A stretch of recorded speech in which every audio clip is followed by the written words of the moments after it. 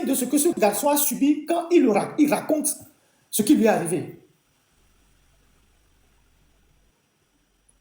Toutes les séances de torture qu'il a subies. Mais une fois qu'il est rentré chez lui, qu'il a repris du souffle, il est droit dans ses bottes. C'est une symbolique, c'est un symbole, c'est une image forte pour la jeunesse. Et depuis le 6 juin, il y a beaucoup de langues qui se délient, il y a beaucoup de jeunes qui rallient la lutte. Et surtout même des jeunes de la communauté d'Amron qui se voient en lui comme un modèle, qui multiplient des lives, qui sensibilisent leur communauté. C'est un atout pour la lutte. Vous savez pourquoi la Chine n'a pas toléré les événements de Tiananmen? Pour ceux qui n'ont pas été à l'école, ceux qui n'ont pas étudié l'histoire, ceux qui ne comprennent rien de la marche des peuples.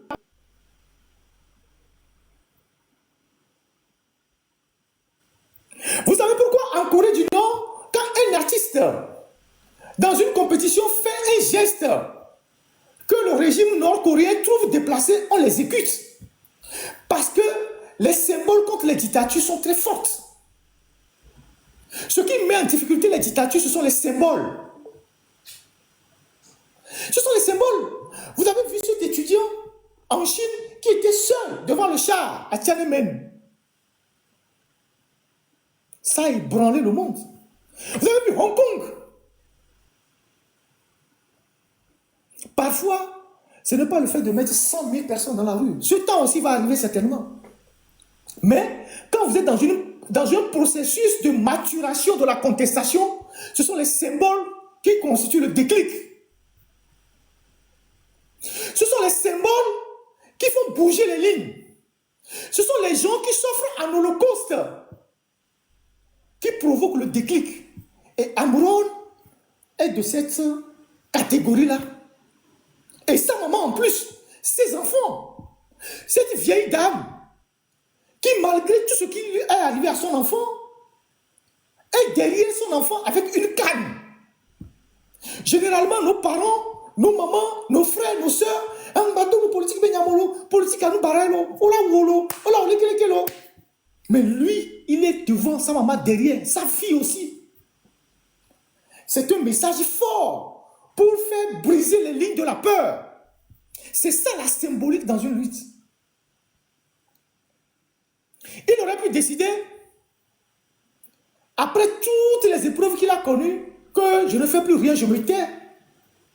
On lui a proposé 25 ou 30 millions, je ne sais plus combien il a dit. Je prends ça et puis je me casse, je me barre, je mène une belle vie. Mais il a refusé tout ça. Et il est encore combatif. C'est ce symbole-là qu'il faut voir. C'est ce symbole-là qu'il faut analyser.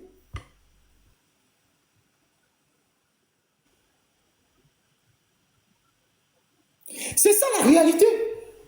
Donc, on ne peut pas dire que tout ce qui s'est passé ce week-end-là, ça n'a pas embêté le système. Si ça ne les avait pas embêtés, ils n'allaient pas assigner tous les gens à leur domicile.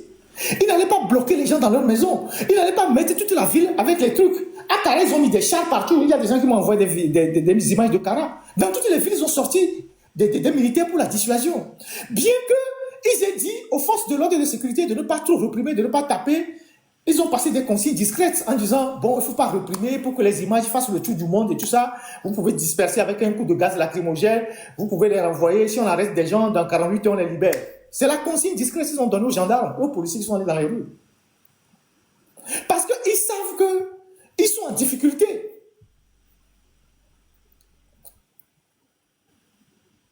Donc, on ne peut pas valablement dire aujourd'hui qu'il ne s'est rien passé au Togo. Quand on voit du côté de Paris, où il y a eu une plus forte mobilisation, si la technique peut passer les images de Paris, une très forte mobilisation à Paris, où les gens sont venus un peu de partout, des bus venant d'Allemagne, une très forte mobilisation. Parce qu'aujourd'hui, c'est l'extérieur qui booste le moral de ceux qui sont à l'intérieur. C'est ça la réalité. Donc, tant que l'extérieur est mobilisé, à l'intérieur, les gens auront la force nécessaire de résister. Donc, on ne peut que féliciter des gens comme Amron, sa mère, sa fille. Rares sont des leaders dans un combat qui expose leurs parents, leurs enfants.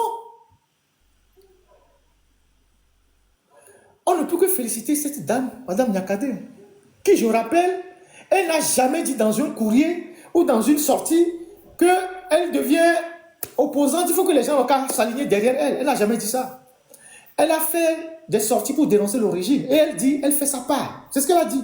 Que je fais ma part aux côtés du peuple togolais. Ça veut dire que je me mets aussi dans le mouvement qui est en cours depuis les années. C'est une rivière qui coule. Tant qu'il y a des petits, c'est un fleuve qui coule. Tant qu'il y a des petites rivières qui amènent de l'eau dans le fleuve, pour que le fleuve nous amène à l'océan, c'est une bonne chose. C'est une rivière qui coule. La lutte, c'est une rivière qui coule. Donc, il y aura toujours des gens à un moment donné qui n'étaient pas convaincus hier, qui sont convaincus aujourd'hui, qui vont rejoindre la rivière. Donc, les gens qui sont au pays aujourd'hui et qui essayent, avec les moyens qui sont à leur disposition, de résister, il faut plutôt les féliciter, les encourager. C'est ce que moi j'ai à dire. Si on avait des moyens colossaux, on aurait pu déboulonner fort en 24 heures. Si on avait des moyens, parce que affronter une dictature, c'est avoir aussi des moyens. Si on avait des moyens colossaux, mais en 24 heures, on aurait déboulonné cette dictature-là. Nous avons le malheur que chez nous au Togo, les Nyassingo ont affaibli le pouvoir financier des gens qui ne sont pas de leur côté. Et que les seuls riches au Togo sont des gens, des fonctionnaires qui sont du côté du pouvoir. Tous les hommes d'affaires sont très pauvres. Il n'y a personne aujourd'hui au Togo qui peut sortir 1 million d'euros pour accompagner une lutte. Nous n'avons pas de Katumbi chez nous. On n'a pas je ne sais pas, Dangote n'est pas dans une lutte, mais on n'a pas de Katumbi chez nous. Je disais à un ami la dernière fois que